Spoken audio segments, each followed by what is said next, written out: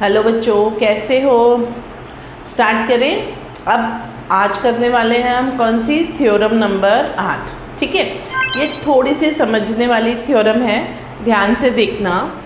क्या कह रहा है? Let A B and D E be two chords of circle with centre C. देखो, पहला काम ऑलवेज डायग्राम बनाना। यहाँ पर अब की बार उसने सेंटर को ओ नहीं नाम देके क्या नाम दिया है? सी। अब उसने बोला ए बी और डी ई दो कॉर्ड्स हैं, ठीक है। Suppose A B is greater than D E. तो मैंने बेसिक वाले वीडियो में आपको बताया था कि जैसे जैसे आप सेंटर से दूर जाओगे ऐसे ऐसे आपकी कॉर्ड की लेंथ कम होगी, ठीक है। अब उसने क्या बोला? ए बी बड़ी है और डी ई छोटी है, तो ऑफ कोर्स ए बी जो होगी वो सेंटर के पास होगी और डी ई जो है वो सेंटर से दूर होगी। यहाँ तक समझ आया? अब जब ये चीज़ समझ आएगी तभी आप बनाएंगे, वरना कुछ बच्चे क्या करते हैं, सीधे बनाया ए बी और डी ई। ऐसे भी कर सकते हो आप, ऐसा नहीं है, ये क्वेश्चन ऐसे नहीं होगा, बट इसमें आपको पता नहीं चलेगा कि कैसे क्या प्रूफ करना है। अब वो कह रहा है the distance from C to A B, C to A B is less than from C to D E. अब आपको देखो डायग्राम में सीधे ही दिख रहा है कि ए बी से सी का जो परपेंडिकुलर डिस्टेंस है वो कम है रादर डी ई के, ठीक है। अब देखो यहाँ पर आप कोई भी दो नाम दे दो। डिस्टेंस है, इसका मतलब परपेंडिकुलर होगा। देखो कुछ कुछ चीज़ें ना आपको हर क्वेश्चन में काम आएगी। डिस्टेंस है, इसका मतलब वो परपेंडिकुलर होगा, यहाँ ध्यान रखने वाली बात है। लेकिन ये आपको प्रूव करना है, ठीक है। अब इसमें तो ये थ्योरम नंबर 8 में ऐसे ही दे रखा है। देखो थ्योरम नंबर 8 में ऐसे ही दे रखा है आपको, लेकिन लिखा नहीं है कि ये प्रूफ करो, अपन उसी तरीके से करेंगे। देखो गिवन क्या है? Given a circle with centre C this time, ठीक है। दूसरा दिया है A B and D E are, A B and D E are two chords where AB is greater than DE। अब ये मैं आपको पहले ही समझा चुकी हूँ, सेंटर के पास होगी तो देखने में तो हमको 1 मिनट लग रहा है कि हाँ भाई ये जो पास है वो बड़ी होगी, और अगर पास है तो सेंटर से डिस्टेंस कम होगा, ठीक है। लेकिन इसको मैथमेटिकली हमको प्रूफ करना है। चलो अब टू प्रूव क्या करना है?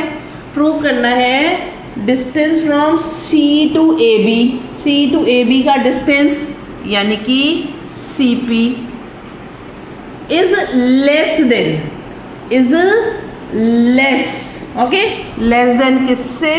Distance from C to D E which is C Q. बोलो, आई बात समझ में? अब ये चीज़ हमको प्रूफ करनी है।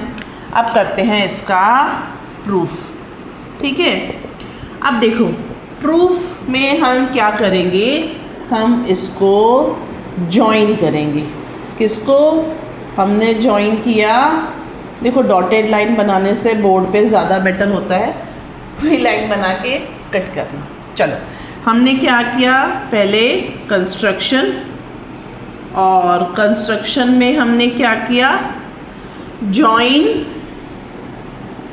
सी ए एंड सी डी, ठीक है। अब क्योंकि ये डिस्टेंस है तो ये परपेंडिकुलर है, तो अब देखो इन triangles C P A and C Q D, C P A में आप देखो ए सी का square is equal to A P का स्क्वायर प्लस सी पी का स्क्वायर। बोलो, आई बात समझ में? विजिबल है क्या? हाँ अभी तो विजिबल है, ठीक है। और दूसरा कौन सा ट्रायंगल है, CQD। CQD में CD का स्क्वायर, देखो ब्रैकेट लगाओगे तो ज़्यादा बढ़िया है। CD का square is equal to CQ का स्क्वायर प्लस DQ का स्क्वायर, ठीक है। पाइथागोरस थ्योरम में बाय क्यों किया, बाय पाइथागोरस थ्योरम, ठीक है। अब देखो, since AC equals to CD, AC और CD इक्वल है, क्यों बोलो फटाफट से, रेडियाई ऑफ सेम सर्कल, है ना, रेडियाई ऑफ सेम सर्कल। तो क्या हो गया बोलो फटाफट से, AC का square will be equal to CD का स्क्वायर। अब AC का स्क्वायर है हमारा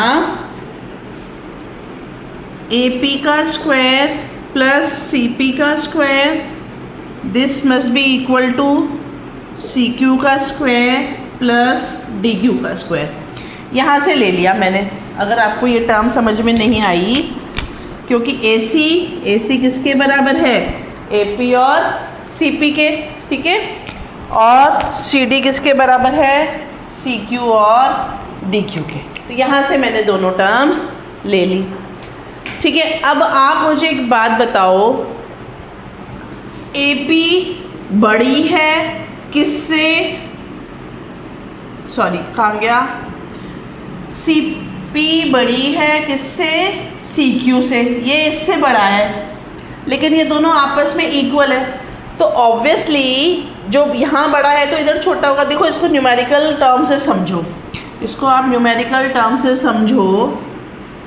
अगर मैंने बोला 8 प्लस 3 is equal to dash plus 6, ध्यान से सुनना, 8 और 3 11, तो 6 के साथ यहाँ क्या जुड़ेगा, 5। यहाँ तक क्लियर है। अब मुझे ये दे नहीं रखा है, लेकिन मुझे ये पता है कि जो 6 है वो 3 से बड़ा है, ठीक है। जो दूसरा नंबर आएगा वो क्या होगा, लेस देन 8 होगा कि नहीं होगा, क्योंकि सम तो सेम ही है, दोनों डिजिट्स सेम ही है। बोलो आ रही है कि नहीं आ रही है बात समझ में। तो बस यही वाला चीज़ हमें यहाँ लिखना है in terms of AP, CP, CQ and DQ, ठीक है। Since AB is greater than DE, so half of AB will be greater than half of DE।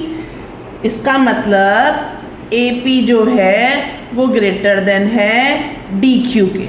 बोलो आई बात समझ में, AP is greater than DQ, okay. अब अगर इस थ्योरम को आप यहाँ रखेंगे कि जब AP बड़ा है DQ से, तो इसका मतलब CP will be smaller than CQ। जो ये वाला मैंने फंडा बताया यहाँ पर, अगर ये बड़ा है DQ से तो इसका मतलब ये छोटा होगा CQ से, क्लियर। तो CP is less than CQ, hence proved. बोलो आई बात समझ में। अगर किसी को दिक्कत हो तो एक बार वीडियो को पॉज करके दोबारा से देखो, नहीं तो यहाँ पर ध्यान से समझो।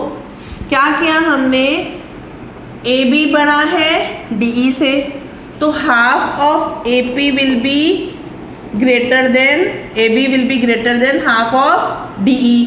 इसका मतलब AP will be greater than DQ। ये जो मैंने पोर्शन किया है ना, ये बहुत इम्पॉर्टेंट है, ये बहुत इम्पॉर्टेंट है। और जब ये दोनों आपस में इक्वल हैं, ये बड़ा है DQ से, तो ऑब्वियसली 6 बड़ा है 3 से, तो जो दूसरा नंबर होगा वो 8 से छोटा होगा। सो x will be smaller than 8। सो वही मैंने लिखा है, CP will be smaller than CQ, ठीक है। थोड़ा सा समझने वाली थ्योरम थी, अब आप इसको दिमाग में वैसे ही बिठा लो कि जो कॉर्ड सेंटर के पास है उसका डिस्टेंस छोटा होगा और जो कॉर्ड सेंटर से दूर है उसका डिस्टेंस बड़ा होगा। ठीक है, ये बहुत काम आएगी थ्योरम, ध्यान से करना, बहुत काम आएगी। देखो वीडियो चेक किया तो नीचे वाला पोर्शन दिख नहीं रहा। मैंने बोला था आपको समझ आया होगा, नहीं समझ आया इसको दोबारा से लिख देते हैं। ये बहुत इम्पॉर्टेंट स्टेप मैंने किया। यहाँ पर AP इज़, देखो क्या आया, since AP is greater than DQ so CP will be smaller than CQ और हैंस प्रूव्ड। यही मैंने नीचे लिखा था और यहाँ पर भी ये वाली लाइन थोड़ी सी कट रही थी। आई होप समझ आया होगा, थोड़ा सा मैनेज कर लेना। ठीक है।